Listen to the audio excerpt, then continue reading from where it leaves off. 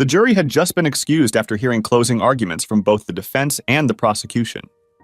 It was quite late, about 4 o'clock in the afternoon, so the judge ordered the jury back to the hotel, where they were sequestered for the 2-week trial, which was the culmination of an investigation that had lasted nearly a year.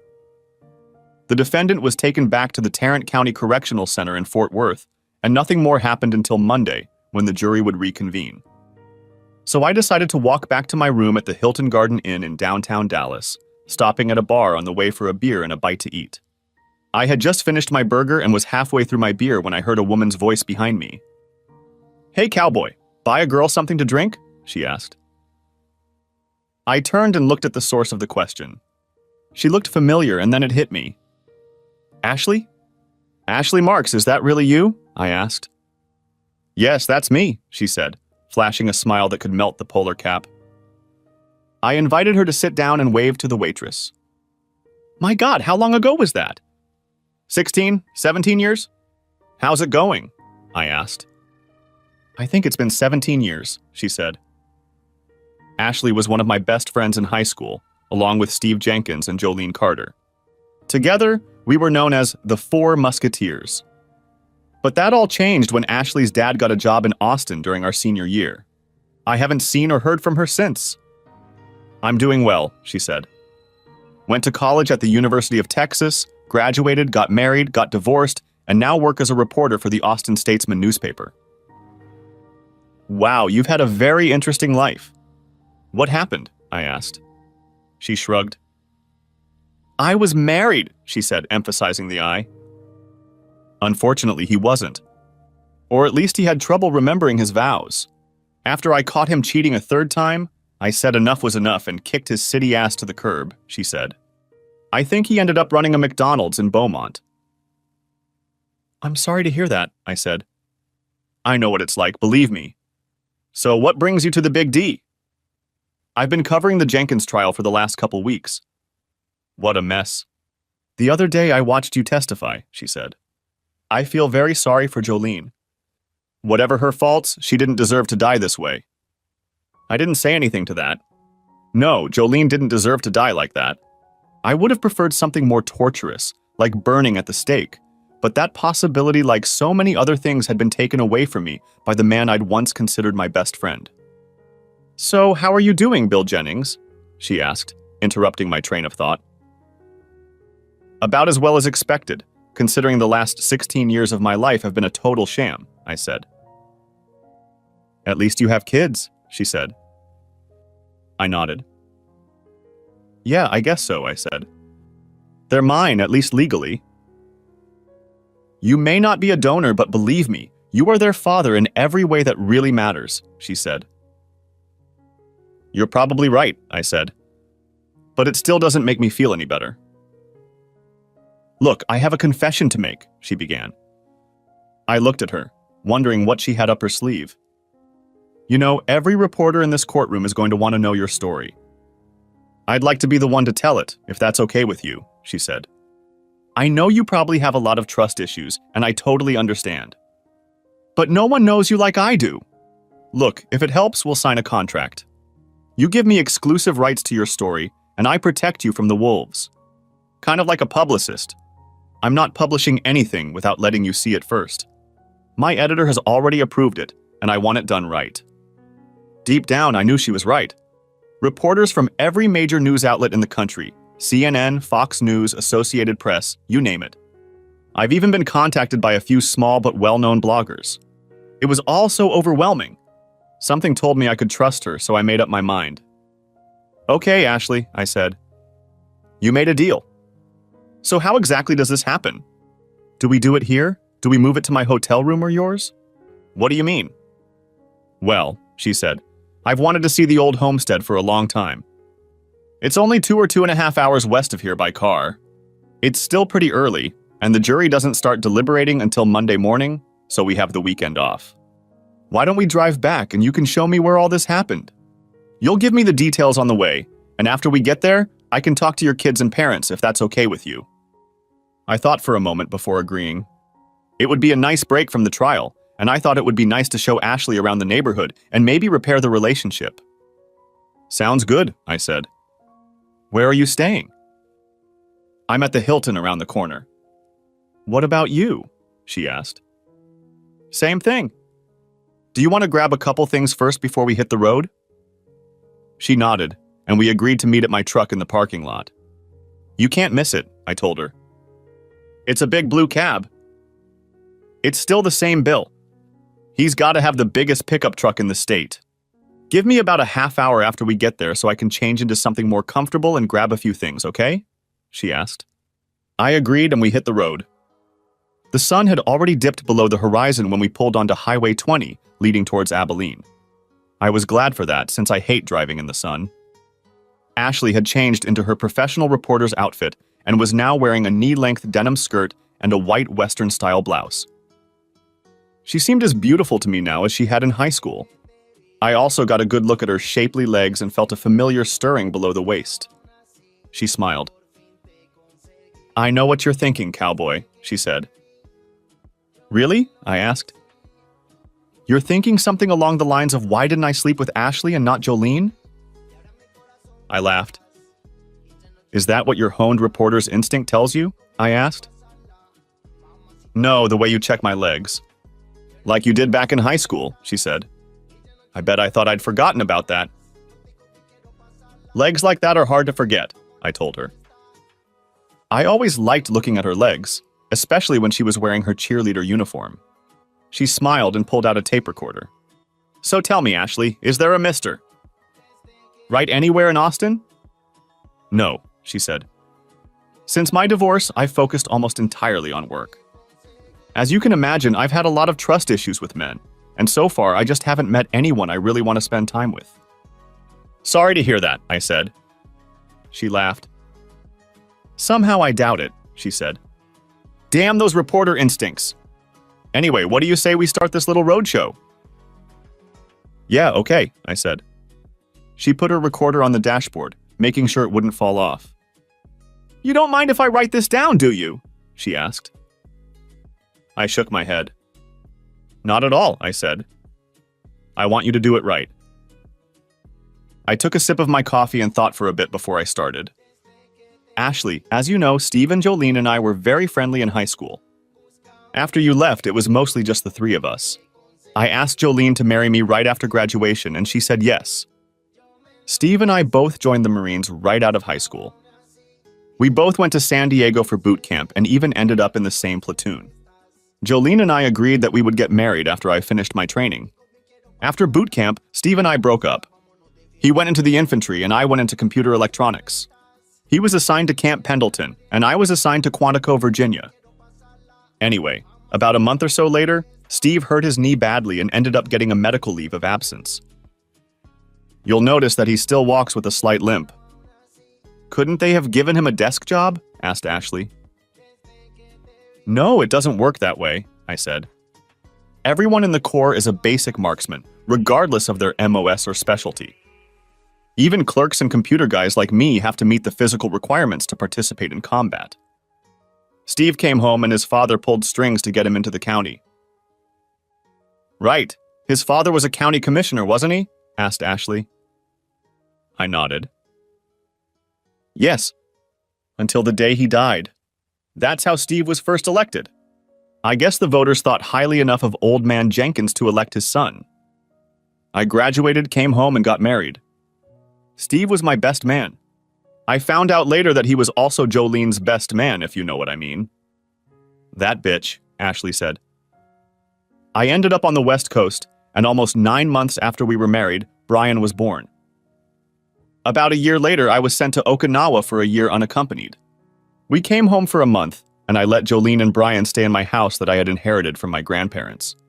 We decided it would be easier for them if both of our parents were around. After that tour, I came home, packed up Jolene and Brian, and we headed to my next duty station, Camp Legend, North Carolina. Just under 9 months later, Jessica was born. Jolene took the pregnancy hard and insisted that I have a vasectomy.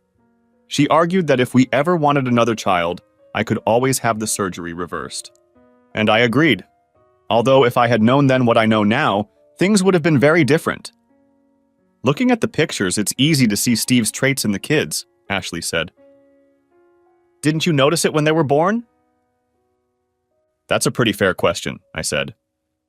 You might remember that when we were younger, people often said that Steve and I could pass for brothers. We have the same hair color and the same eyes. Hell, we even have the same earlobes. No, they both looked a lot like me when they were little, and they both have their mother's eyes and nose. It wasn't until they got much older that I started to notice the resemblance. When we get to my house, you'll see baby pictures. Anyway, I finished my service in the Corps and we all came home. Dad took me to his computer store and introduced me to all the other guys. I went straight to work for him, which was great. Unfortunately, I had to do a lot of traveling to do that. Did it ever bother Jolene? Ashley asked. I shook my head. No. Just the opposite. She seemed to enjoy my customer service and networking. Dad got clients in Dallas, Abilene, Wichita Falls, Amarillo, everywhere. Heck, we even had clients in Houston and Oklahoma City. Jolene thought it was great that I was building such a large client base, I said. In fact, my absence gave her all the time she needed to bring Steve into our home and into our bed. Of course, I found that out much later. You mean she actually did Steve in your marital bed? Asked Ashley. Yeah. All the damn time, I said. That's why I burned it and the mattress after she got shot. I don't blame you, Ashley said. I burned a few other things too, like the couch and chair Steve used, I said. Jolene's wedding dress burned too. Ashley wrinkled her nose. So Steve was a regular guest at your house, Ashley said. Yes, so much so that he even had his own chair. I didn't mind at the time since I considered him a friend. He'd come over to my place, especially on Sunday after church. We'd start watching the game, and he'd almost always fall asleep in that damn chair. The kids also started calling him Uncle Steve, almost at Jolene's insistence. It annoyed me at the time, but now I know why. Hey, I don't know about you, but I wouldn't mind warming up my coffee. Are you ready for a pit stop? I asked. Ashley turned off the recorder. Sure, she said. I could take a smoke break if that's okay with you. I nodded and turned toward the next exit. After taking a break from the road, we were back on the highway, heading towards Abilene. Ashley pulled out her voice recorder and set it on the dashboard. So all this time you had no idea Jolene was cheating on you with Steve? She asked. No, I guess I was the typical clueless husband.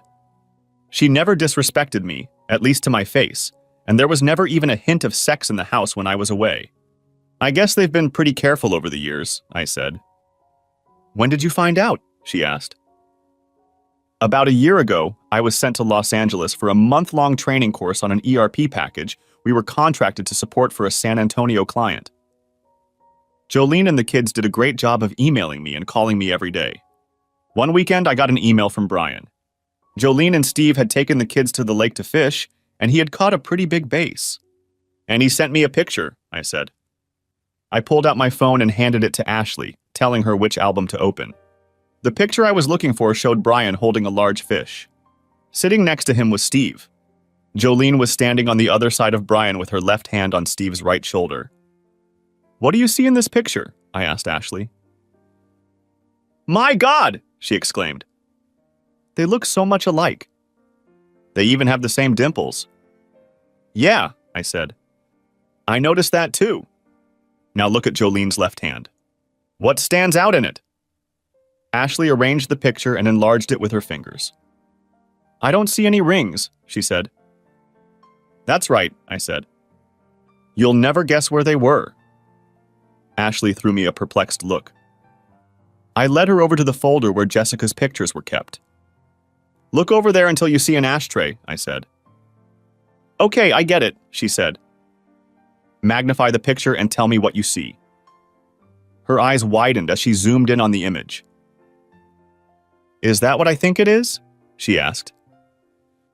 I nodded. Yes.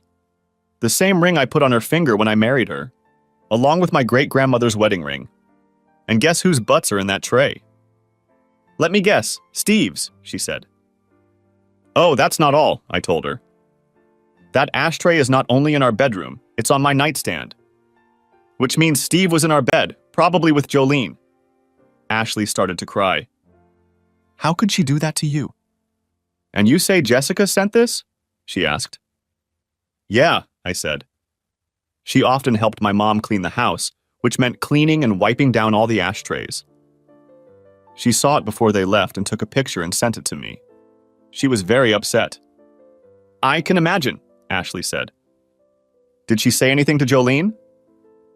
Not that I know of, no. I wrote her back and asked her not to say anything to my mom. I also asked her to take the rings out, put them in her pocket, and mail them to me. Ashley laughed. I bet Jolene was tied up for that, she said. Yeah, Jessica has been acting like a real trooper this whole time.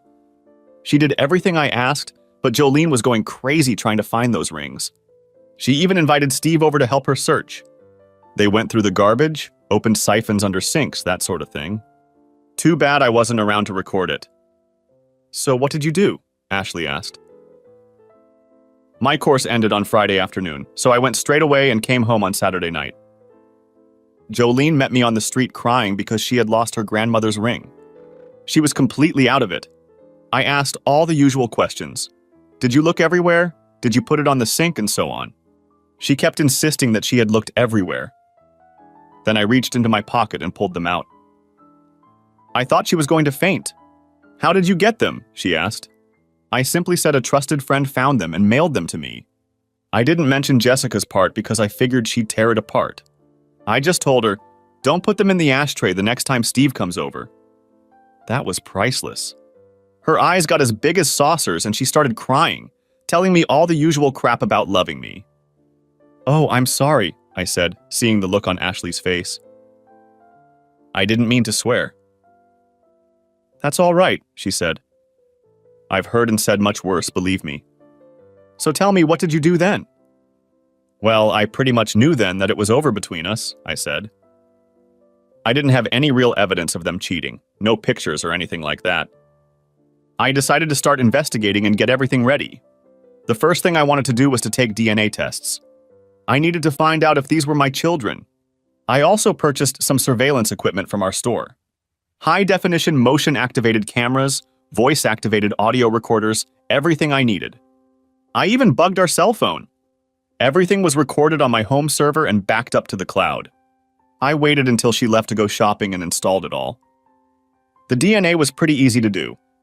One of our clients in Dallas is a lab that does this kind of testing, and they got me everything I needed. I took samples from the kids, asking them not to say anything to their mother. Took my own sample and waited for the next Sunday when Steve came in. As usual, he fell asleep in the chair he always sat in, so swabbing his cheek was pretty easy. It took me a week to get the results because I had the lab mail them to the store. The tests showed that there was a 99.9% probability that Steve was the father of both children, which meant that he and Jolene had been at it for at least 16 years, if not longer. And all this time you never guessed a thing? Asked Ashley. No. Not the slightest clue. I'm sure if I'd sat down and analyzed everything carefully, I might have guessed, but that's the thing. She'd never given me any reason to question her fidelity before. Our sex life had always been on the up and up, even after we had kids. So I waited for other evidence to come forward. And it didn't take long. A week after I installed all the equipment, I received the first video evidence. I ended up going to Oklahoma City to set up the server and knew I'd be there for a couple days. The kids were at my parents' house, so Jolene was on her own. Shortly after I left, she called Steve and arranged for him to come overnight. I called from my hotel in OK City and spoke to her briefly, just to let her know I was there for her. She said she loved me, but by that time I didn't care anymore. After that call, I logged into my home server and waited. Sure enough, around 9 o'clock that night, they were in our bed doing the dirty deed. Naturally, he didn't use a condom, which really annoyed me. Worse than watching the two of them roar like animals was what I heard them say. What was that? Asked Ashley. Wait a minute, I said. I have to turn onto this road. Then it's another 30 minutes. I had to concentrate on this stretch of road. It was getting dark, and there were no lights, no guardrails, and no white lines marking the sides of the road. Anyone who wasn't looking carefully could easily end up in a ditch or worse. It was also near where Steve's drug-dealing buddies were operating.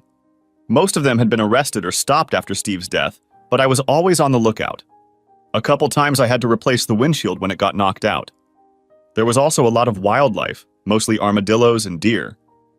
I flicked on the high beam and turned on the light bar on the roof of the cab.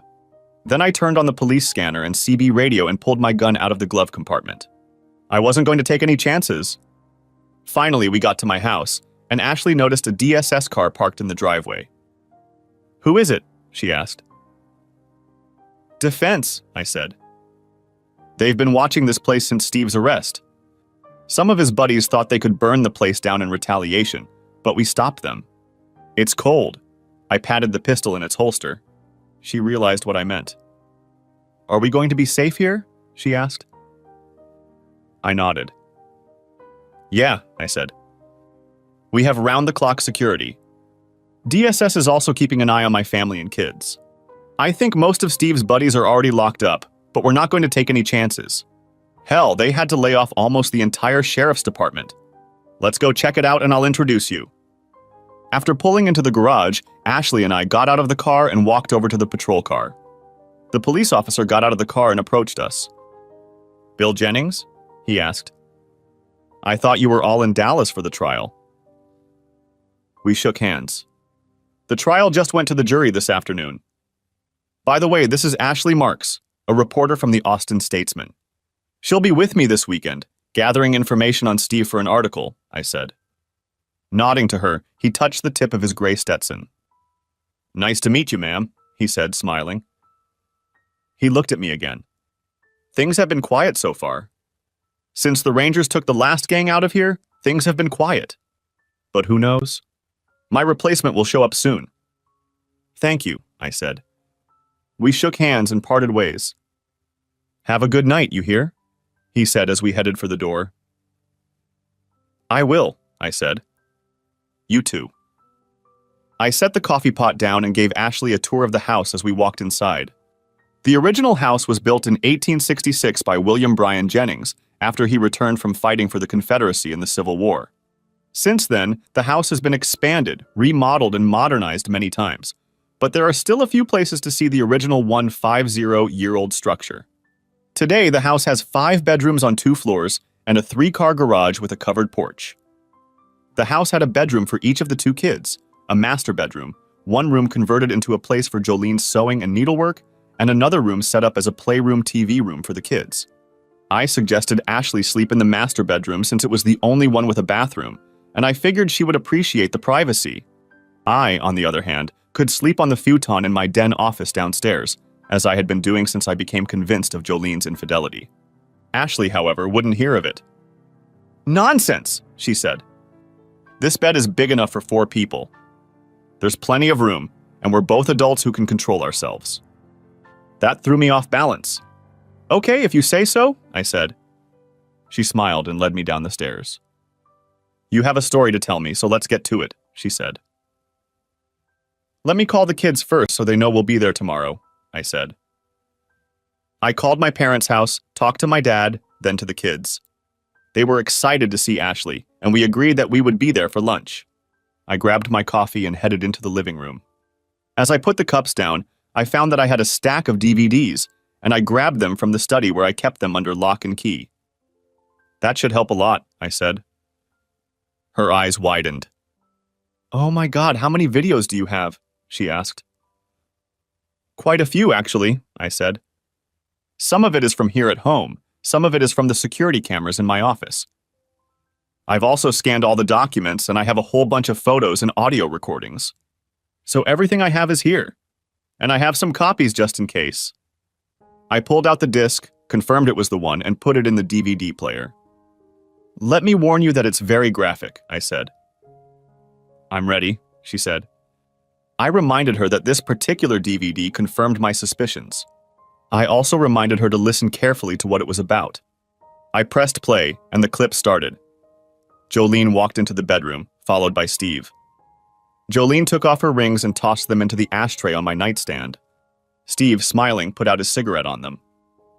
"To hell with him and his great-grandmother's ring," Jolene said. Steve laughed. Ashley grimaced, tears welling up in her eyes.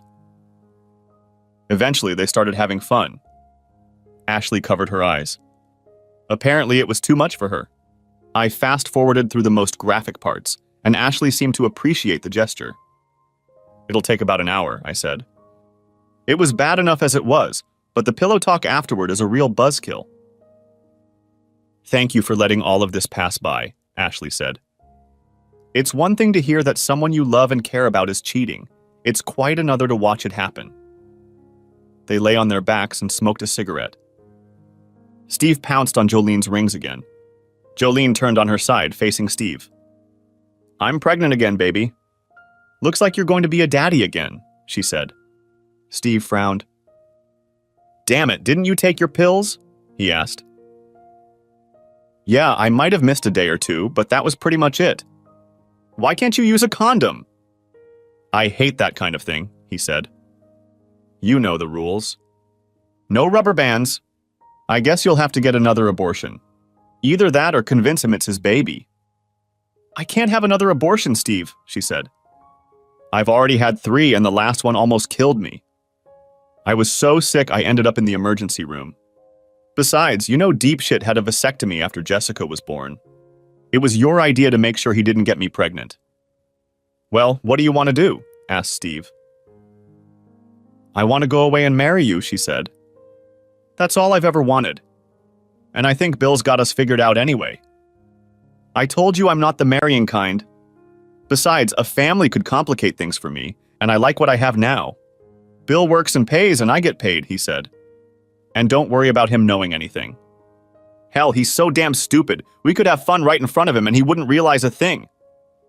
Why don't you just do to him what you do to other guys? She said. Well, those guys were illegals anyway. No one would have missed them. Besides, who's going to cry over some scumbag drug dealers being in the country illegally? Heck, by getting rid of those guys, I probably secured half the voters. It's one thing to put a bullet in the head of an unknown illegal alien. It's another thing to do it to a respected member of society. Maybe you can have an accident, Jolene said. It wouldn't be the first time, and you know people die driving down Indian Trail all the time. People who do that are usually commuters looking for scenery, and they don't know the road like he does. We might be able to do something about it, but we won't get away from him just yet. Maybe we can find something that will incapacitate him gradually. Poison, for instance. Let's think about it for a while before we come up with a plan. Eventually, we will have to get rid of him, but let's do it right, and at the right time, maybe after the kids are out of the house. That way you get his insurance and part of his business. In the meantime, go to the new clinic in Abilene. They'll take better care of you than those quacks you went to last time. I'll keep an eye on Billy Boy. If it looks like he's going to do something stupid like go to a lawyer, I'll talk to him a little and bring him up to speed. Okay? Jolene nodded. Okay, baby, I'll do it. You're the man, she said, kissing his face. Now let's get on with it, she said. And the coupling started all over again. I stopped the video. Ashley shook her head, tears streaming down her face. I hate that bitch, she said. And you lived with her for 17 years? Please tell me you went to a lawyer after that. I went to see a lawyer. It was a very eventful day. Let me tell you about it, I said, beginning my narrative. I actually went to see a lawyer. As I had told Ashley, I had made an appointment with Alan Jackson, the attorney who had taken care of all of our family's business and personal legal needs over the years. What I learned at that appointment cut me to the bone. I remembered my visit to Alan's office. After the initial greetings, I got straight to the point, showing him some of the evidence I had, including the DNA report and the videotape of Jolene's affair with Steve.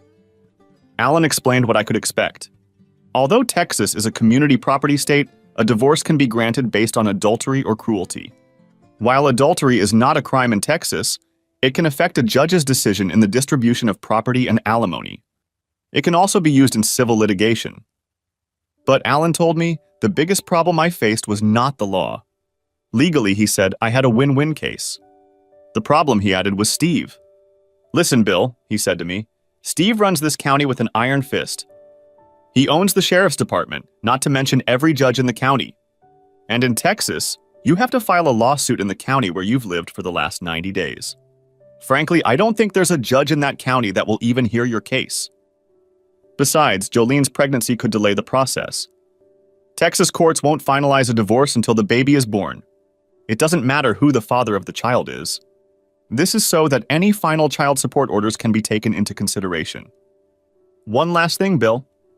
Steve has informed me that you may want to divorce Jolene.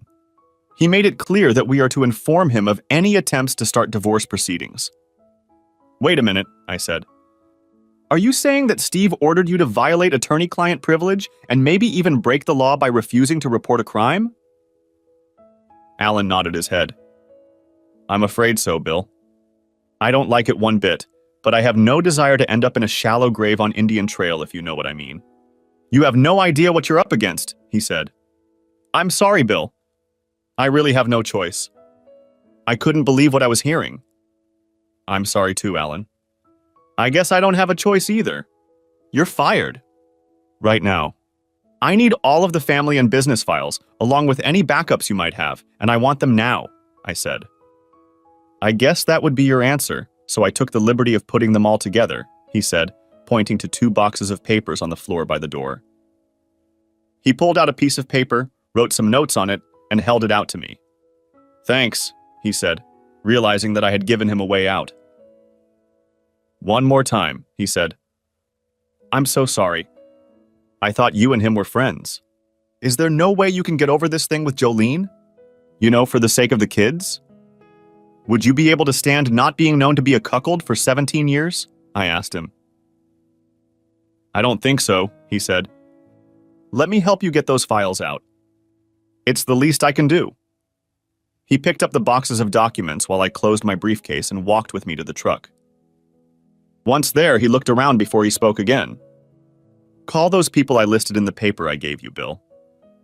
I didn't want to say anything in the office just in case, but the authorities are very interested in some of Steve's actions. No time to waste, please, he said.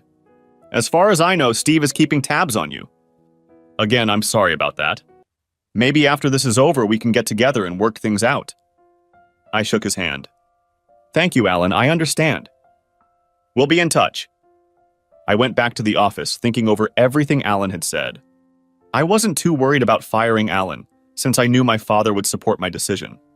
I was more concerned about Steve and what he or his cronies might do to the family.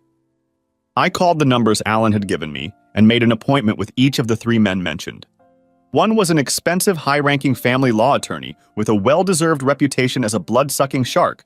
Another was a state's attorney, and the third was a senior Texas Ranger officer. All of them were located in Dallas. I talked to my dad and told him I fired Alan as our lawyer. He was fine with it. Why the hell did you do that? He asked. I explained what Alan had told me and then showed him the DNA and video evidence I had presented to Alan. His tone changed significantly. Oh shit, he said. I suspected Steve was a snake, but I didn't think so much. You've got to get the kids out of the house. There's no telling what they'll do. I agreed, but wondered what excuse I could use. My father already had a plan. When do you have appointments in Dallas? He asked. I told him I had an appointment for tomorrow. Okay. Tell Jolene that I'm sending you to Phoenix to survey the area, and you may be gone for a few days. I'm going home with you just in case. Have the kids pack up and stay with us. Hopefully that will get them off the road for a while, he said. Are you planning on telling the kids about this? I have to, Dad. They deserve to know the truth, I said. I won't scold their mom, but they're old enough to make their own decisions. Okay, son, you do what you think is right and your mom and I will support you, he said. I called Brian's cell phone and explained that he and Jessica would be staying with his grandparents starting today. What's going on, Dad? He asked. I'll tell you later. Just make sure both you and your sister are home right after school, I said. Grandpa will pick you up from there. Okay, Dad, we'll be there, he said. Love you guys, I said. I could almost hear his face turn red with embarrassment. I love you too, Daddy, he whispered. A few minutes later, I got a message from my secretary. Bill, Steve Jenkins is here to see you, she said. I pulled my gun out of its holster and placed it on the desk for easy retrieval, turned on the VCR to capture the meeting, and told the secretary to send it over and let my father know he was here. Steve walked into the office like he owned the place and immediately saw the 9mm pistol on my desk. Not a bad piece of equipment you've got, he said. Didn't know computer geeks used guns. What do you want, Steve? I asked. Straight to the point. Okay. Look, I know you went to see Alan Jackson today, he said. So? What's in it for you? I asked. If you're thinking of divorcing Jolene, forget it, he said. I don't care if you know about her and me, but I'll be damned if I'm going to let you drag me through the mud in court. Tell me, Steve, why? I thought we were friends. Why did you and Jolene do that? How long did it last? How long? He asked. That's a good one. You're going to like this. We actually started back during prom. You remember, don't you? Ashley was my date, but Jolene and I got away for a while and got into it. You were dancing with Ashley when we got back, remember? Hell, we were all 18 at the time, so we weren't doing anything illegal. Then we got back together when you were at Quantico. Remember when I messed up my knee at Pendleton? We did that quite a bit until you came back. Jolene was on birth control, but I guess she forgot to take it the day you got married, he said. You were my best man, asshole, I said. I was hers too. I have to admit, I really enjoyed watching her walk down the aisle. She was so beautiful. And guess what? 9 months later, Brian was born, he said. Well, isn't that a kick in the butt? Of course, we weren't together until you brought her home on vacation. That was just before you went to Okinawa. Yeah, Jolene and I had a good time. Spent almost every night together while you were there. She got pregnant about 6 months later and had an abortion. Didn't want you coming home with a pregnant wife. Hell, I even slept with her the day your plane landed. And guess what? 9 months later, Jessica showed up, he said. By the way, it was my idea to have Jolene make you get a vasectomy. We didn't want her to have any of your children. Thought it would be too complicated to keep track of who was born to whom. Jolene screwed up a couple times over the years and she had to go to a boarder. Good thing your insurance covers abortions. We were doing great all these years until you decided to wise up. You couldn't just leave things the way they were. Nah, you had to become outraged and righteous. That's how it's going to be. Now that you know about us, there's no need to divorce and hide it. From now on, I'll come to you any time of the day or night. And when I'm there, I'll play with Jolene. Wherever I want. And when I am there, you will remember that I am the master of the house. You will do what I say when I say and how I say. And if you get any ideas in your head about stopping me, think of the kids. I wouldn't want anything bad to happen to them. You bastard, I said. You touch one hair on those kids and I'll put you down like a rabid dog. And I don't care if it's the last thing I do in my life. Talk all you want, asshole, Steve said. Just remember who's in charge around here. Hell, I own this county. I own the sheriff's department. I own every goddamn judge in the courthouse. And now I own you. You play ball, you'll be all right. You step out of line and everything will be all right. For you and for the kids. Would you hurt your own children? I asked. What happened to you?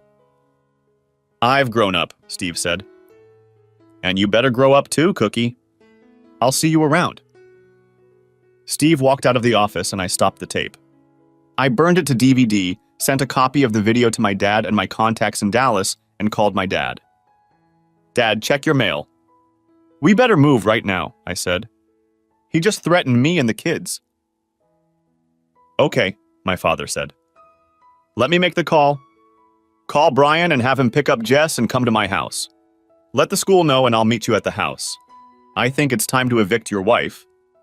I agreed and called the school, informing them that under no circumstances should my wife or Steve Jenkins pick up the children or even be in the building, explaining that it could be a matter of life and death.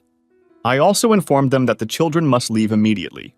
I called Brian and told him to pick up Jess immediately and drive directly to his grandfather's house. No questions asked. I'll talk about you kids later today, I promise, I told him. And under no circumstances have any contact with your mother or Steve. This is very important. Do you understand? Yeah, Dad, I got it. What's going on? He asked. There's no time to explain now, son. Just do as I say, okay? Okay, Dad, he said. I grabbed my gun, the DVD I had just burned, walked out of the office and jumped in my truck. I knew my dad would be on his way soon, so I didn't wait. If he said he was going to be somewhere, then he would be. I pulled out and headed home. About 15 minutes later, I pulled up in front of my house. I didn't see Steve's truck, but Jolene's car was there.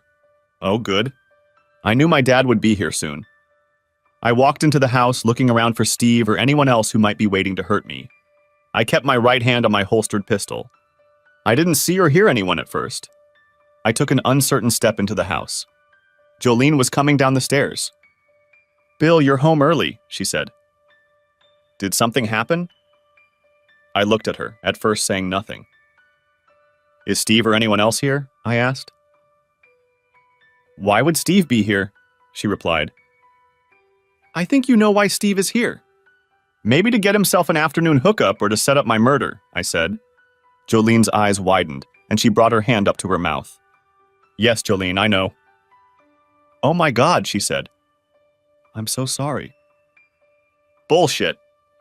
Let me show you what your lover just told me, and then I'll give you 30 seconds to grab your shit and get out of my house," I said. I put the DVD in the player, turned on the TV, and pressed play on the remote. I watched Jolene's reaction to Steve's confession and his threat. "Bill, it's not what you think," she said. "Please let me explain. Steve just said some nasty things. We can work things out." "Are you kidding me? You conspired with Steve to cuckold me from the beginning, then you conspired with him to deny me children, and then you conspired with Steve to kill me. What the hell kind of people are you? Now take your shit and get the hell out of here. Now, goddammit!" I never raised my voice at her, but she was clearly frightened. I reached out, took her left hand, and pulled the rings off of it. I put my grandmother's ring in my pocket, took off mine, and slipped it into her hand. "Eat it, bitch," I growled. "Bill, please don't do this to me." "I'm so sorry," she wheezed through her tears. "Yeah, you're sorry, all right. You're a sorry excuse for a wife. Now get out of here." I grabbed her purse and threw it at her. It hit her in the chest. She rushed to the door. I rushed her. "Move, damn it," I said. I was tempted to kick her ass, but I'd been raised never to hit a woman. We walked outside and went to her car. She turned to me as she opened the door. "Where will I go?" she asked, crying. "First of all," I said, "stop your damn tears. You got what you wanted. Second of all, I don't care.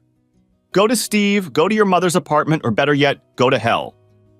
Having said that, I noticed 2 cars pull up to the driveway. Dad's truck pulled up first, followed by Steve's. Jolene instantly stopped crying and smirked at me. "Now we'll see who has to go, baby," she said wryly.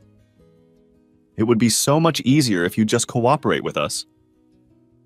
"Are you really going to do that?" I asked. "In a heartbeat," she said. Dad swung his truck around to block Steve's access to the house and stopped. Steve slammed on the brakes, missing his father's truck by only a couple of feet. Steve jumped out of the car. My dad did too. He pulled out his 12-gauge shotgun, loaded a round, and pointed it at Steve. "What the hell are you doing, Jennings?" Steve yelled. "I'm following a restraining order," my father said. "What kind of restraining order?" asked Steve. "The one against you and your lover. The one that says you two must stay 500 feet away from my family and our property," Dad said. "And believe me, asshole, I'd like nothing more than to hurt you. So get in your truck and get out of here."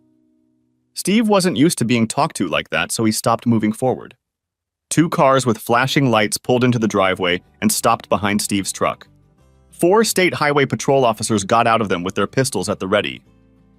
"We'll take it from here, Mr. Jennings," one of the officers said as he approached Steve.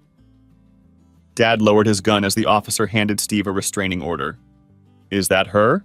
he asked, nodding his head toward Jolene. Dad shook his head. The officer walked over to Jolene and me and handed her the paper. "Mrs. Jennings, you have been served with an order requiring you to stay 500 feet away from any member of the Jennings family and any property under the control of the Jennings Historic Family Foundation, which includes this house," he said. "If you refuse to obey this order, you will be taken into custody. Do you understand?" "Yes, I know," Jolene said quietly.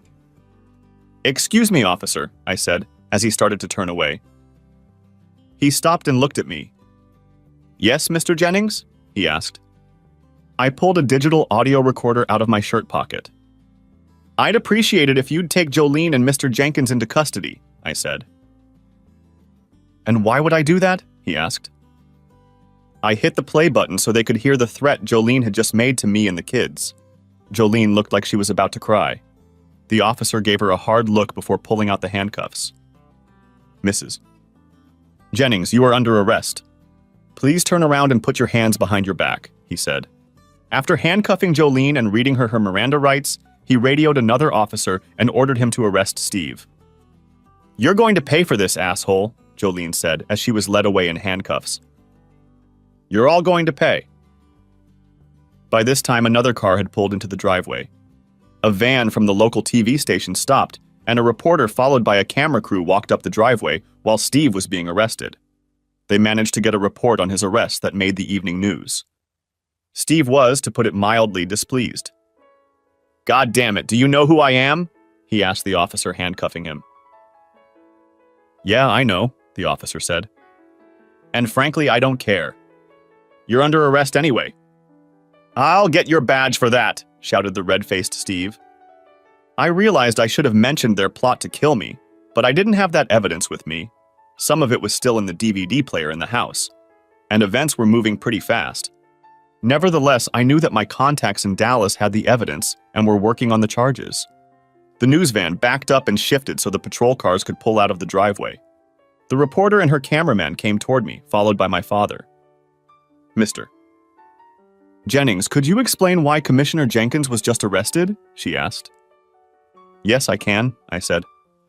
As far as I know, making death threats is still a crime, and even popular politicians like Steve and his married girlfriend are covered by the law. Now, if you don't mind, I've got kids to take care of. I stepped back and my father joined me, leaving the reporter and her cameraman in shock. The voters in our district had treated Steve well, and I knew that his reputation as a man who espoused family values had just taken a major hit. Unfortunately, the voters didn't know Steve the way I knew him. But I'll make sure they find out. My next stop was my parents' house, where I explained everything to those who were left of my family. I hated telling my children that the man they knew as Uncle Steve was actually their biological father. But I felt I had to tell them the truth. At first, they didn't want to believe it, but I had the DNA test results to prove it. I don't care what that piece of paper says, Jessica said. You're my father, and you always will be. I agree, Brian said. I loved those kids and was proud of them, even if the donor was Steve. We hugged and shed a few tears. After saying a tearful bye to my kids and family, I went back to my house, packed up my stuff to last me a couple days, and headed to Dallas. And that's when you found out how bad it really was? Asked Ashley, interrupting my narrative. Yeah, I said, resuming my narration after another sip of coffee. The next day, I met with Dave Brooks, a Dallas attorney known as a bloodthirsty shark who usually gets his way in the courtroom. What I didn't realize was that he had arranged for me to meet with all three men I had approached. I was quite surprised to see them all in place when I showed up at his office early that afternoon. Sorry to come down on you like this, Mr. Jennings, Dave said, but after that last video you sent us, we thought it would be best if we all got together. I accepted his apology, and he introduced me to the other two men. John Hancock, a prosecutor from the state's attorney's office, shook my hand and took charge of the meeting. Mr. Jennings, let me start by apologizing for what you've been through, he said. There's no easy way to say this, so I'll just speak up. We have evidence, lots of evidence, showing that Steve Jenkins is not only involved in a number of criminal acts, but that he was assisted by your wife. Not only is he involved in drugs, but we have evidence that he ran guns, engaged in human trafficking and human slavery, and was involved in organizing prostitution. Worse, forensics directly links him to at least 6 murders.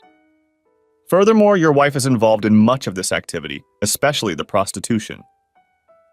We had hoped to have a little more time to put this together, but the threats against you and your children have forced us to push the timeline back considerably, he said. The third man, Don Jacobs, captain of the Texas Rangers, summarized the situation from his point of view. He made it clear to me that the entire sheriff's department had been compromised and could not be trusted to do its job. As a result, he said, efforts were made to temporarily replace the department with Rangers and DSS officers until a replacement could be trained and hired. Unfortunately, that includes the correctional facilities where Jenkins and your wife are being held, he said. So we need to act quickly before the situation worsens. As for your divorce, Dave said, I'll be pushing for an annulment, given your wife's criminal activity and the deception she and Jenkins used against you. If that doesn't work, we'll file on the grounds of adultery and mental cruelty. From what you have provided, I believe you will get all of your assets, as well as custody of your children, if that is what you want. We talked for another hour or so, discussing strategy and possible scenarios. Dave handed me a DVD that he said contained videotapes of my wife's actions by private and government investigators. Some of them, he said, were quite graphic in nature and involved several men, including sheriff's deputies. John concluded by telling me what he was going to do with Steve and Jolene. I'm not going to sugarcoat it, Mr. Jennings, he said. I'm going to impose the death penalty, at least as far as Jenkins is concerned. Your wife might get lucky and get life in prison without parole. However, I must warn you, he added. Your life and the lives of your family members are in danger. Be very careful. From what I've seen, you and your children are damn lucky to be alive right now. People who cross paths with those two usually die. You have our direct numbers. So if you see anything or suspect anything, call us immediately. Do you hear me? I hear you, I said. We shook hands and parted ways. My mind was in a daze. The man I once thought was my best friend turned out to be not only a murderer, but also drugs, guns, prostitution, and little else. And my so-called loving wife was a part of it all. The ride home was spent thinking about everything that had happened in the last 17 years. How could I have missed it? Had I been so blinded by love and friendship? I finally got back to town and got a frantic call from my son. Dad, you have to come home right now, Brian said. What's going on? I asked. Just come home now, he said and hung up. I pressed on the gas and made it home in about 20 minutes. When I saw the ambulance and traffic police patrol cars in front of the house, I immediately thought about what I had been told. I rushed to the door just as the paramedics were wheeling the gurney outside. I stopped them to see what was wrong. The paramedic pulled back the corner of the sheet, revealing Jolene's face. I'm sorry, Mr. Jennings, the paramedic said. She's gone. Oddly enough, I wasn't that upset. Stepping inside, I found Steve being transported on another gurney. His left shoulder had been shattered by a shotgun blast, but judging by his groans, he was still alive. I saw the kids and the father standing off to the side. Thank God they seemed to be okay, I thought. Avoiding the blood on the carpet, I walked over to them and hugged them, making sure they were okay. What happened? I asked. Dad replied. I brought my kids here to buy a few things, he said. We had been here for a few minutes when these two came inside. I guess they managed to bail them out. Jessica and Jolene got into a fight, and Steve pulled out a gun. I heard a noise and went in the back door. Brian and I were in the backyard packing up. I grabbed my shotgun and walked in just as Steve pulled out his gun. Jolene tried to get him to put the gun down, but it went off. He shot her accidentally, I think. Right in the gut. I pulled Steve's shoulder out and called 911. That's when Brian called you. Jolene didn't last long. She was gone by the time the ambulance arrived. I'm sorry, son, he said. I shook my head. It's okay, Dad, I said. You did the right thing. And then I remembered that the security system on the home server was still running. I checked and made sure that the whole incident was captured on video. I showed the video to one of the officers while the other took statements from my father and children. He asked me to make a copy, which I did. I interrupted my narrative to take another sip of coffee. Do you have that video? Ashley asked. Actually, yes, I said, pulling a disc out of the stack. I put it into the DVD player and pressed a button on the remote. The video began with Jolene and Steve entering the house through the front door. Shortly afterward, Jessica entered the room. What are you two doing here? She asked. You shouldn't be here. You should be in jail. We bailed you out, Jolene said. And we've picked you kids up. You're coming with us. I'm not going anywhere with either of you, Jessica said. You have to leave now. Jolene grabbed Jessica's wrist. Oh, yes, that's right, young lady. You and your brother are leaving with us now, Jolene said. Jessica squirmed and pulled away from her mother. No way, bitch, Jessica yelled. I hate you, and I'm not going anywhere with you. Jolene slapped her hard across the face. Oh, yes, it is, she replied. I have prepared a fine room for you in Abilene. You will go and do whatever I say. Jessica struck back, hitting her mother in the face. That's not going to happen, she said. Jessica, stunned by the blow, grabbed Jessica's hands in both of hers. Oh, yes, you are, she said. You're going to be our new star.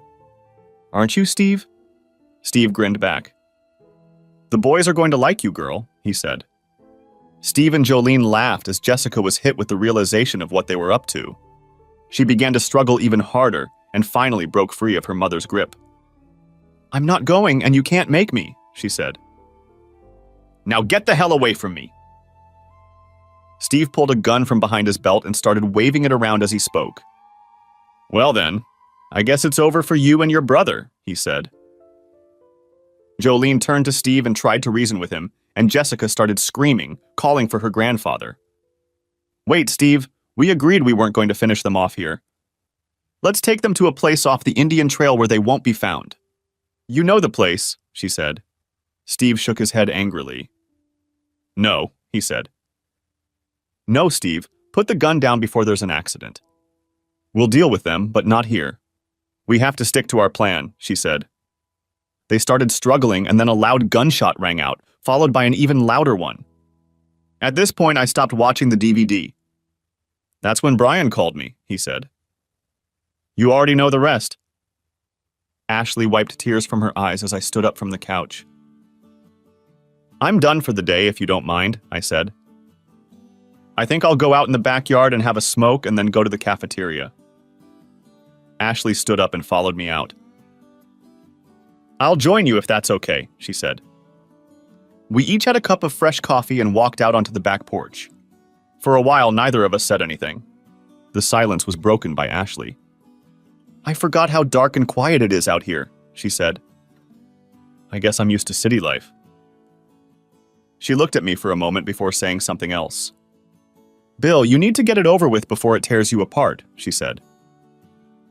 Easier said than done, I told her. How do you come to terms with the fact that the woman you've loved all these years has been lying to you all this time? I feel like I've been cheated out of my whole life. My kids aren't even mine, for crying out loud. I understand a little of how you feel, she said. Remember, my husband was a serial cheater. But not everyone is like that. Yeah, I know, I said quietly. Ashley put her arms around me, trying to comfort me. Whatever it takes, Bill, just know that I'm here for you, okay? I'll always be here for you. I hugged her back and thanked her. It was nice to have her around, and she felt really good around me.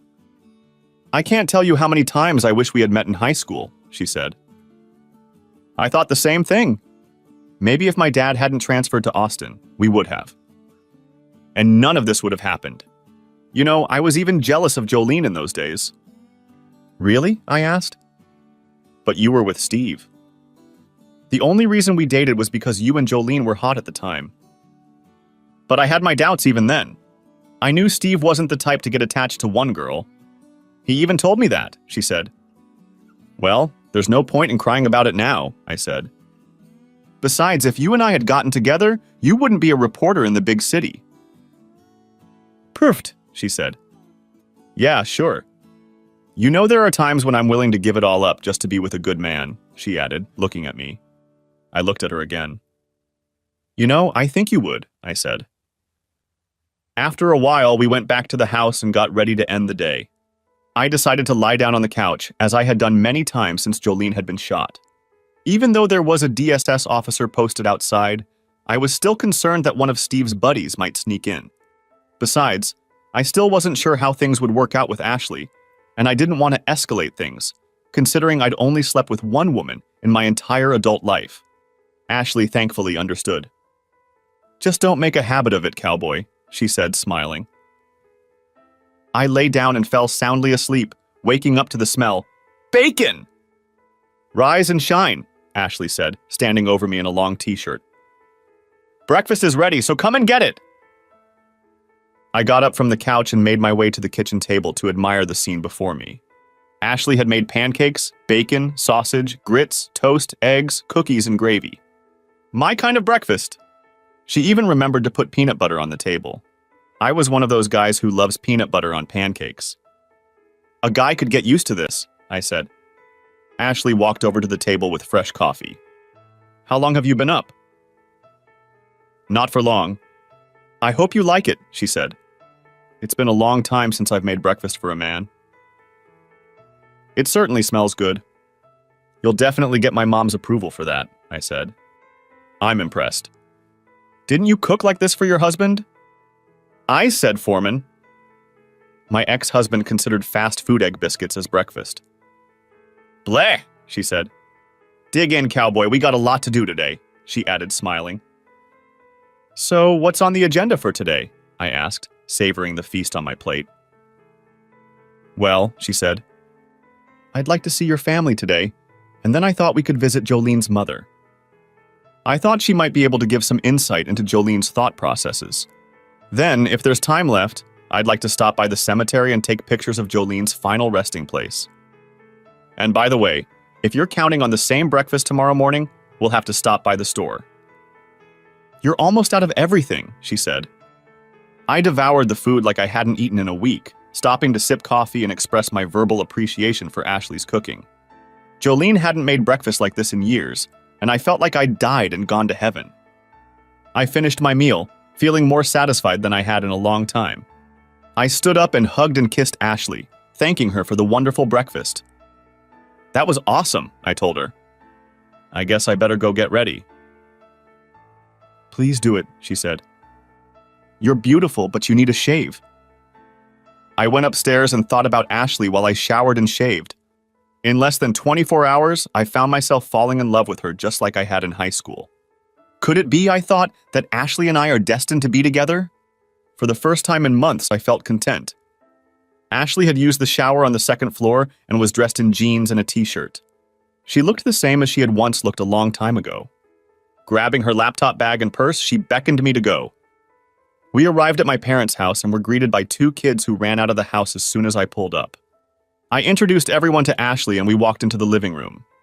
Ashley explained what she wanted to do and asked if she could talk to everyone one-on-one in private. We all agreed, so Mom excused herself and went into the kitchen to make dinner, and Dad took me into the living room. Ashley started with Jessica, and after spending an hour with her, talked to Brian at length.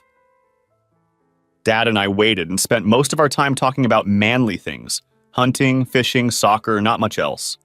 We both avoided anything to do with Jolene and/or Steve. A couple hours later, Ashley came into the room and asked to speak to my dad. I took the hint, grabbed the kids, and went outside to throw the soccer ball around. It took a little over an hour, but she finished with both of my parents and went outside to join us until lunch was ready. The kids seemed to really bond with Ashley, and she seemed to enjoy spending time with us. We split into teams of 2 and played soccer. Jessica and I teamed up against Ashley and Brian and had a great time until Mom said lunch was ready. I enjoyed relaxing with Ashley and the kids, and for a while I felt like I had a happy family again. After lunch, we said our goodbyes and prepared to leave. Jessica caught up with me before I went out the door. Daddy, she whispered as she hugged me, if you don't ask her to marry you, I swear I'll kick your ass. What could I say? I promised her I'd think hard about it. So, how did your interviews go? I asked Ashley when we left. That went very well, thank you, she said. Bill, I know you're having trust issues right now, so I'd like to explain why I interviewed everyone privately. She was quite perceptive, perhaps a result of reporters' instincts. It's good journalistic practice to get independent confirmation, you know. It's not that I don't believe you, I do. And I do believe you. I watched those videos with you, remember? But I wanted them all to feel free to speak out without outside influence. I hope you can understand me, she said. I actually understood, and the fact that she explained everything without me saying anything meant a lot. I understand, Ashley. You're doing your job and being a professional. So have you learned anything new? Actually, yes, she said. Jessica told me that Steve has been making signs of attention to her, and for quite some time now. That son of a bitch, I said. I also learned that your family loved you very much and thought everything of you, she added. They also loved Jolene, but they were having problems with her and thought something was going on with her. They didn't say anything because they didn't want to interfere with your marriage. I think if they knew something specific, they would have definitely said something. What else did you find out? I asked. I learned what it was like to be part of a close-knit family. And I loved it, she said. I really enjoyed spending that time with you and the kids. Thank you for including me. I'd love to, I said. The kids and I had a great time too. I think you made a big impression on them. We pulled up to the apartment complex where Jolene's mother, Myrna, lived, parked and headed for the door. Do you want to interview her privately as well? I asked.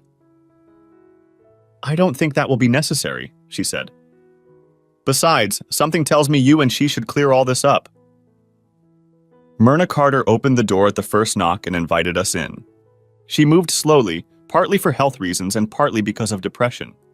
Her husband, Jolene's father, had died several years ago in a mysterious accident, and after Jolene's death, she had been left alone, with no direct relatives. How are you feeling? I asked, hugging her. I'm doing fine, Bill, thanks for asking, she said. She hugged Ashley and looked her over from head to toe. Ashley Marks, you're as beautiful now as you were in high school. Thank you for coming to see an older woman. Ashley smiled as Myrna motioned for us to sit down. What brings you here? She asked.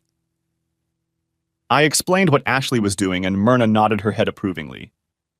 So what can I tell you? She asked. Well, Mrs. Carter, I'm curious about something. This affair between Jolene and Steve continued throughout her marriage. You must have known about it. I'm curious to know why you didn't say anything to Bill? Myrna lowered her eyes before answering. She looked embarrassed. Yes, I knew, she said. I'm sorry, Bill. I should have said something to you. You didn't deserve what they did to you. How long have you known? I asked. Almost from the beginning, she said. Remember that year you spent in Okinawa? Steve practically lived with Jolene all that year. They were careful to make sure he wasn't in the house when your family was around. I told her she was making a huge mistake, but she refused to listen to me. So, I began, if Jolene wanted to be with Steve so badly, why did she marry me? I would have let her go if she'd just said she wanted to be with him. She was a confused girl, Bill. She actually loved you both, but in different ways. You see, to her, you were stable, dependable, a good husband and father. Steve, on the other hand, wanted nothing to do with raising children. He had always been a wild child and didn't want to commit to the bonds of marriage. You were a support for her and he was a source of adventure. I'm sorry, Myrna, I said. Jolene had sex with Steve the day we got married. She had 2 children with him and passed them off as mine. In the end, she plotted to kill us all. These are not the actions of a loving wife. I know it's hard to believe, Bill, Myrna said. But she really did love you, at least at first. At least that's what she told me. So, what happened? Asked Ashley. What changed Jolene so much? Well, Ashley, people change over time, I guess, Myrna said. Steve latched onto Jolene and soon began to control her. I told her about it once, but she warned me that if I said anything to Bill, I'd regret it later. Myrna looked at me. That's why I stopped coming to the kids, Bill. I'm sorry, but I just couldn't go there and look you in the eye knowing what Jolene was doing. I knew I'd probably say something that would hurt them. Sometimes they scare the hell out of me. Did you know about her abortions? Asked Ashley. Myrna nodded. Yes, it is. Jolene confided in me about it. I told her she was being stupid and would get caught sooner or later, but she just shrugged it off. Said it was her choice and Bill had no say in it. I suggested she do the right thing and divorce Bill. She laughed and said she would never divorce. Said it wouldn't be long before she inherited everything Bill had anyway. How long ago was that? Asked Ashley. I don't know, maybe it's been a year and a half or so, Myrna said. We left it up in the air for a few seconds. So Jolene and Steve had been meaning to do this to me for a long time. I wanted to say something, Bill, but I was so scared. You know how scary Steve can be. I knew. Something bothered me about all of this, so I spoke up. Myrna, did your husband know about all this? I asked. I think so, she said. I know she and Steve were talking just before the accident. Myrna's husband was known as one of the best mechanics in the area, if not the best, and took very good care of all his cars. Investigators called the accident an accident, but were never able to explain how one brake line mysteriously failed and how the traction mysteriously weakened. "I guess that's all in the past now, isn't it?" asked Myrna. "By the way, I don't blame you and the kids for not attending the memorial service. Especially after what she did to you guys. I was hoping a few of her old friends would come, but it was just me and the priest," she added, wiping a tear from her eye. "I want to thank you, Bill, for paying for the cremation. I thought it was interesting that you had them put her in a wedding dress. I was hoping that maybe Jessica would want to do that." Ashley looked at me. "You cremated her in her wedding dress? Did you? Why?" "I told you I burned her wedding dress. I just didn't tell you that she was wearing it at the time. I also made sure she wore the wedding ring I gave her. To tell you the truth, I thought it was appropriate. I decided she didn't need our marriage, so..." The last straw of revenge. "I get it. Did you cremate her wedding ring too?" asked Ashley. "But not the engagement ring." I nodded. She seemed half amused, taking notes. "Anyway," Myrna said, "I want to thank you for making sure I got a Jolene IRA. It helped a lot since I have a steady income and all." "Jolene had an IRA?" asked Ashley. "Yeah," I said. "When she was shot, it had about $350,000 in it. I didn't even know she had it at the time. She also had another $200,000 in a savings account that I knew nothing about. I put it in a trust fund for the kids' college education. Don't ask me how she did it because I don't think I want to know." "Interesting," she said, returning to her notebook. She turned to Myrna. "Mrs. Carter, is there anything else you can add?" Myrna shook her head. "Nothing that catches my eye. I think you all know almost everything else." Myrna looked at me. "I'm so sorry about the way things turned out, Bill." I put my arm around her. "It's okay, Myrna. Listen, feel free to stop by the kids anytime you want, okay? I'm sure they'll be happy to see you." She nodded and thanked me, then hugged Ashley. "Thanks for stopping by," she said as we got ready to leave. "And please don't be strangers, okay?" We promised to stay in touch and left. "You cremated her in her wedding dress and wedding ring?" asked Ashley as we got into the pickup. "It felt like it at the time," I said. Ashley went back to her notes as I made my way to the cemetery. We made our way through the manicured grounds until we reached the columbarium where her ashes were kept. The short granite plaque read Jolene Carter and listed the year of her birth and the year of her death. There was no further indication on the plaque of who or what she was. "At least you treated her remains with some dignity," Ashley said. "Well," I said, "it was done mostly for Myrna's sake. If it were up to me, I'd just flush her ashes down the toilet." "Interesting that you made them use her maiden name," she added. "Yeah, I figured since she didn't have any use for our family in her life, I wouldn't burden her with the family name for eternity," I said. "They tried to get me to write something like loving wife and mother on the monument. I figured they wouldn't write cheating whore or lying conniving bitch, so I kept it simple." Ashley took her pictures and turned to me and put her hand on my chest. "There's still a lot of anger in him, isn't there? Tell me, Bill, did you ever mourn for her? At all?" she asked. The truth was, no. In fact, I hadn't shed a single tear since she was shot. All my love for her had been burned away by her lies and cheating. Her threats against the children and myself had pretty much destroyed all my feelings for her. Part of me was ashamed, and it brought tears to my eyes. Damn it, I didn't want to do this in front of Ashley.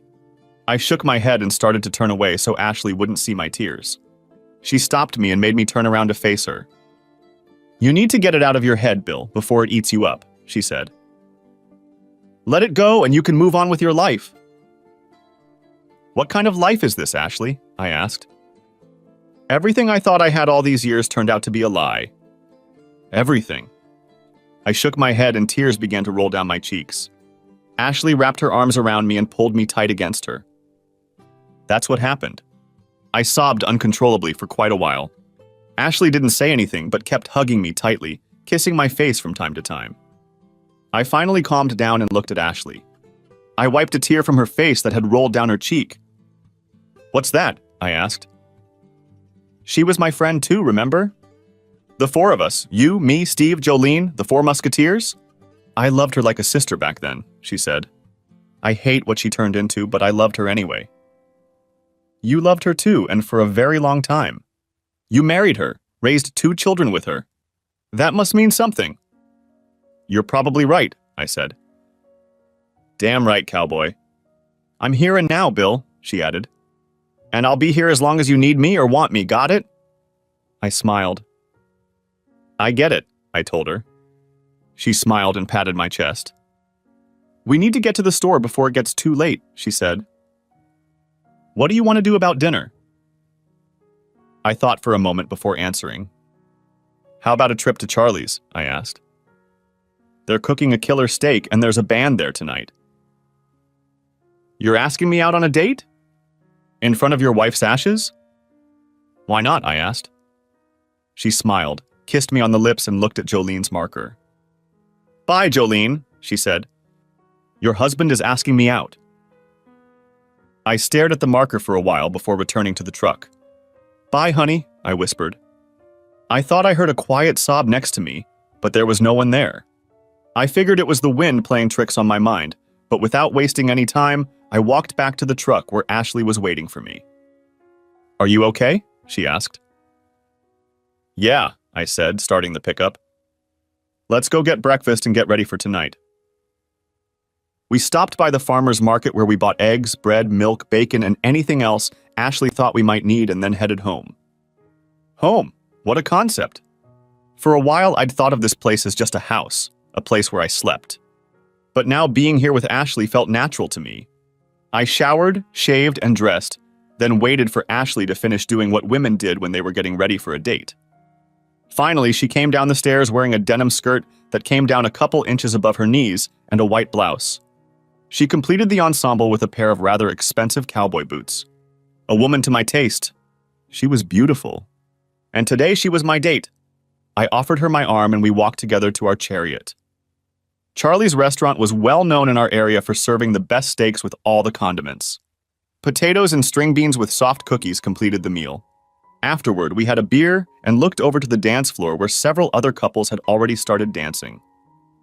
Do you want to dance? I asked. Of course, Ashley said.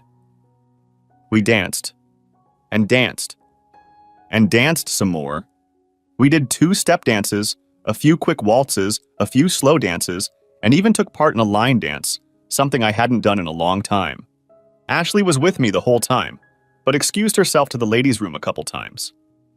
We were dancing to a slow tune with our arms around each other when Ashley stopped and slid into me with a soft, sensual kiss.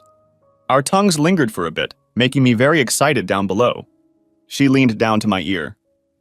I love you, Bill Jennings, she whispered. Always have and always will.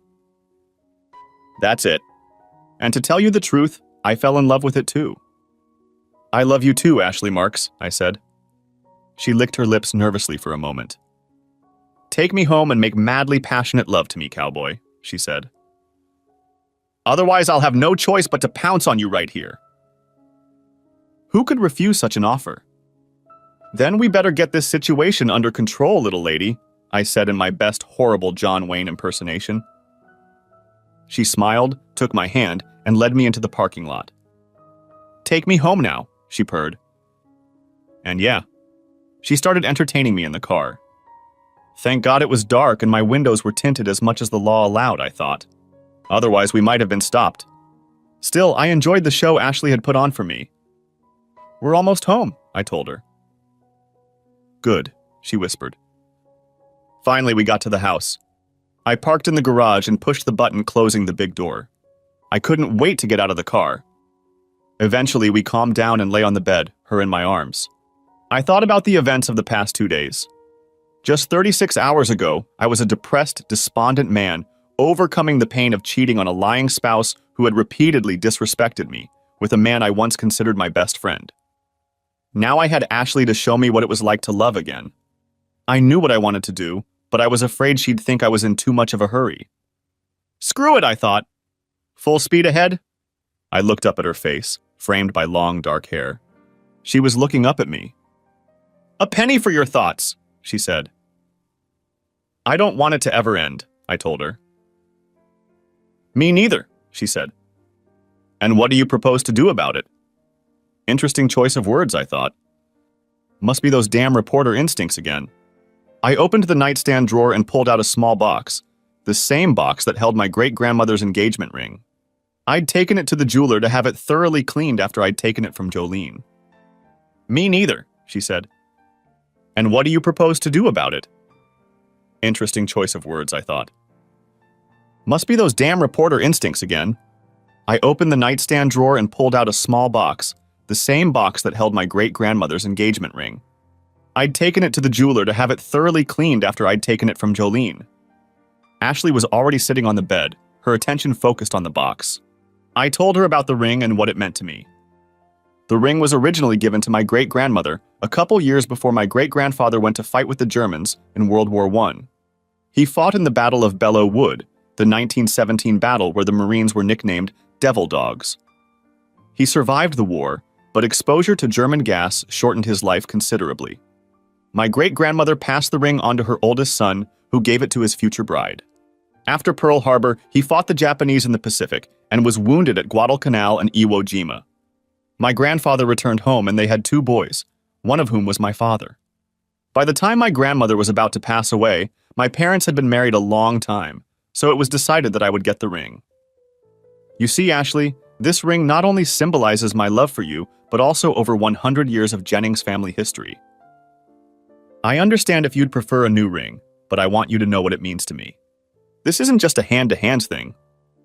Ashley looked at me, a tear in her eye. Yes, she said.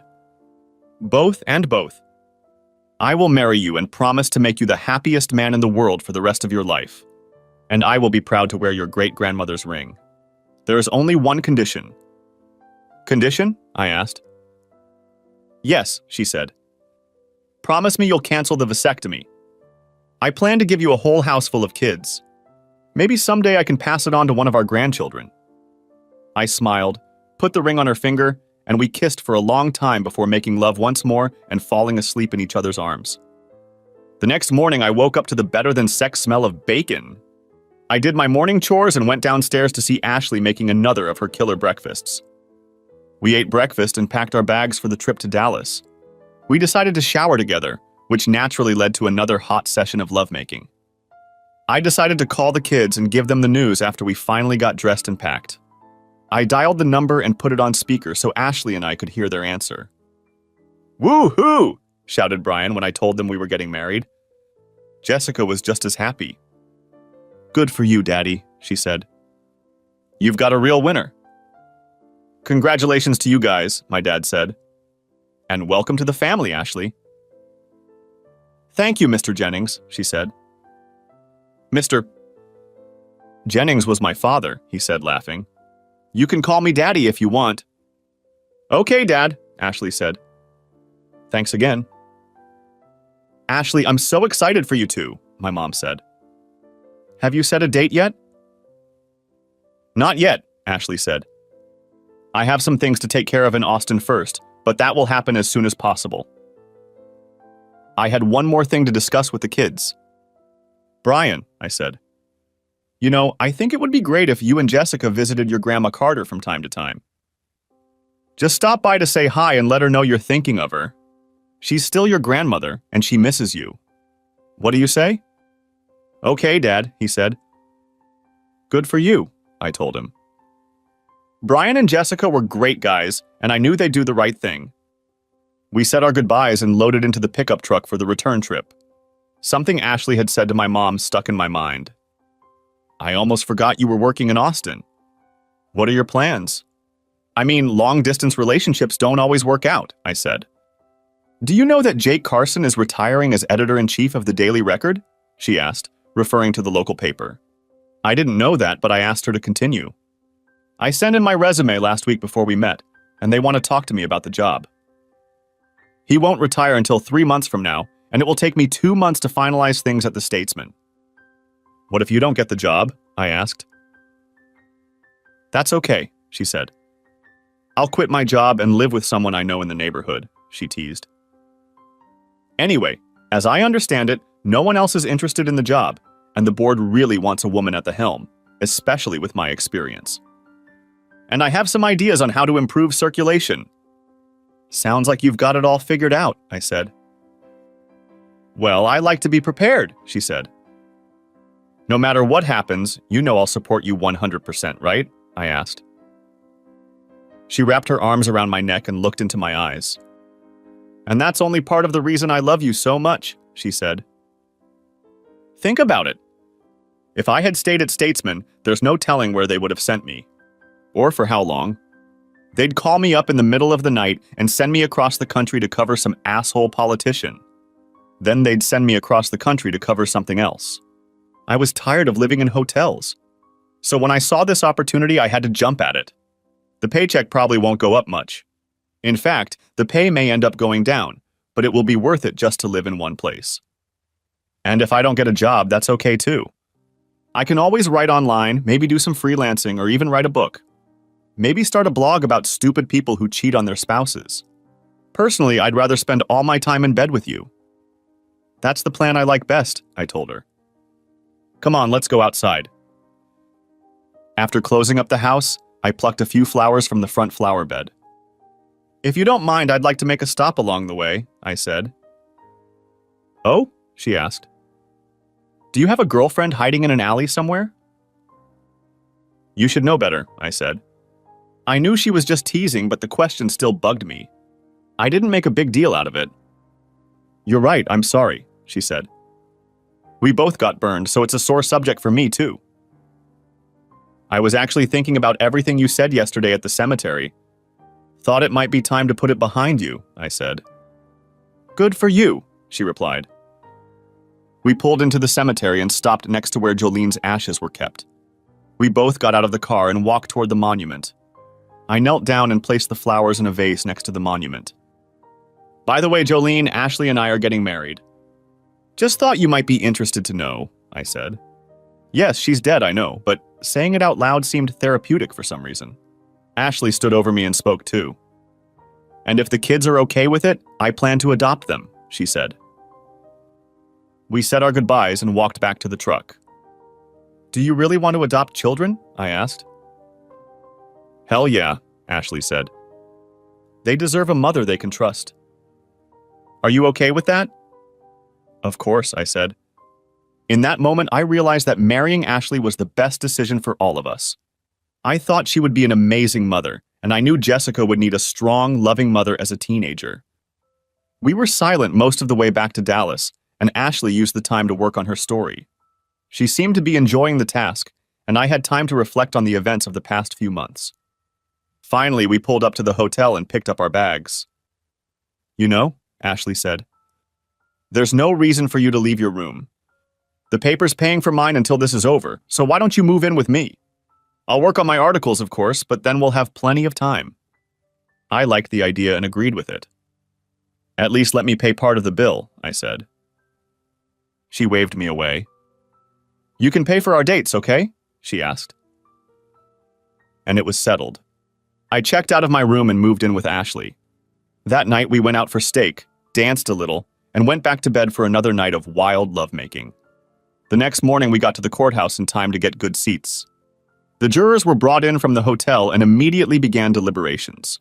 Ashley did her duties as a reporter, taking testimony from attorneys representing both sides and talking to other observers and legal experts. It didn't take long for the jury to decide the case. By 1:30, word came that the jury was ready to deliver its verdict to the judge. Steve sat emotionless as the jury entered the room. The judge took his seat and asked if the jury had reached a verdict. We have it, Your Honor, the foreman said, handing the piece of paper to the bailiff. The judge read the paper and folded it back up. He turned to the foreman of the jury again. Is this a unanimous verdict? The judge asked. The foreman answered that it was. Very good, he said. Can the defendant stand? The judge asked. Steve and his attorney stood up. In People v. Steve Jenkins, the jury found the defendant Jenkins guilty on all charges and unanimously agreed to the maximum penalty provided by law, the death penalty, he said.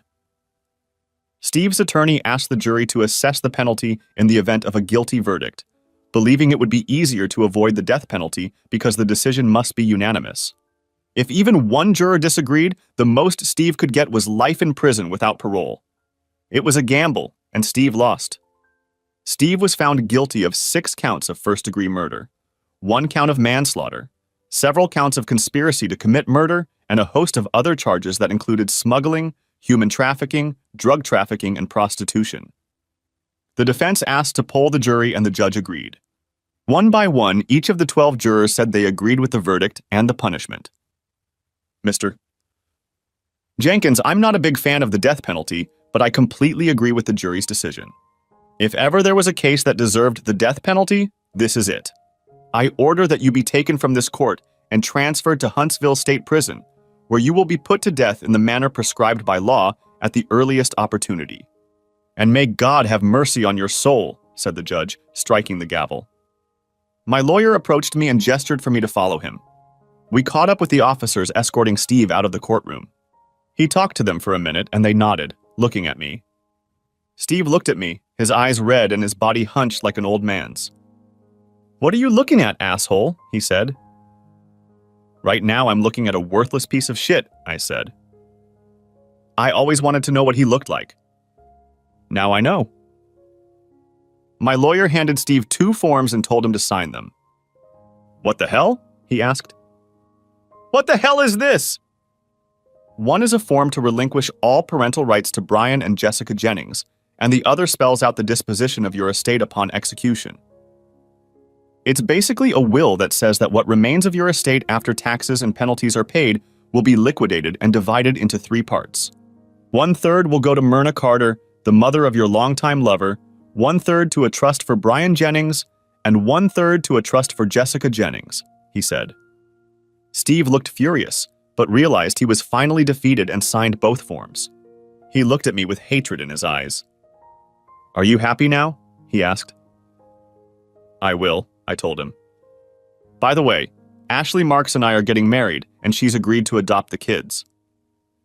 "Enjoy hell, asshole. I look forward to pissing on your grave." My attorney thanked the officers and we left. I didn't see Steve again until the day of his execution. And yes, I peed on his grave, but I made sure Ashley wasn't around. I didn't think she'd approve. Finally, the nightmare was over, and I was looking forward to a new chapter in my and Ashley's life. Epilogue. True to her word, Ashley let me read the story she had written about me, and I was impressed. The story went viral, and Ashley took part in several talk shows to discuss the whole sordid episode. She was even approached about a possible movie deal, but she ultimately turned it down. She did, however, win a Pulitzer Prize for it. The Statesman was reluctant to let her go, but realized her life had taken a different path and gave her a nice bonus and recommendation when she left. The Daily Record Board gladly accepted her as the new managing editor, and in the first year the small paper's circulation tripled, prompting the company to build a new facility and hire more staff. We both decided we wanted to avoid a big church wedding and got married in our backyard, inviting family and friends. Ashley's parents drove down from Austin along with a few of her closest friends from Statesman. Her dad walked her down the aisle and shook my hand warmly as he handed her to me. Brian was my best man and Jessica was Ashley's maid of honor, so it was truly a family wedding. After the vows were exchanged, the priest asked us all to turn to face the audience. "Ladies and gentlemen, it is my honor to introduce Mr. and Mrs. William Jennings and his family to you for the first time," he said to loud applause. Brian walked over to Ashley and put his arm around her.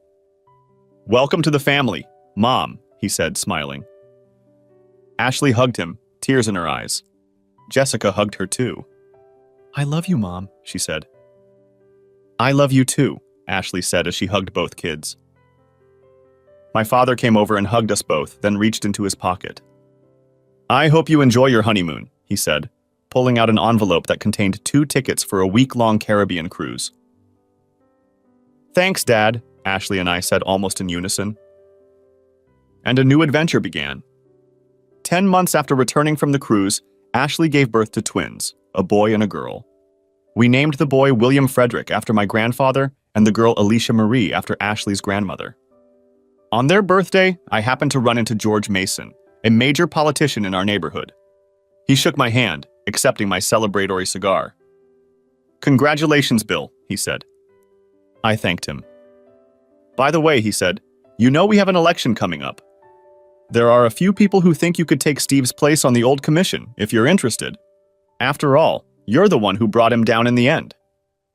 Kind of like our own version of the man who shot Liberty Valance, right? I asked. He laughed. Except John Wayne wasn't waiting in the shadows this time, he said. Thanks, but I don't think I can take a pay cut. I have 2 new mouths to feed, I said. You could still run your business, he asked. Maybe there's another reason? Well, yes, there is. Dad said something the last time we discussed the whole Steve thing, I said. What's that? George asked. Power corrupts, I said. The end. Thanks for watching. I hope you enjoyed it. So subscribe to my channel and watch the next video.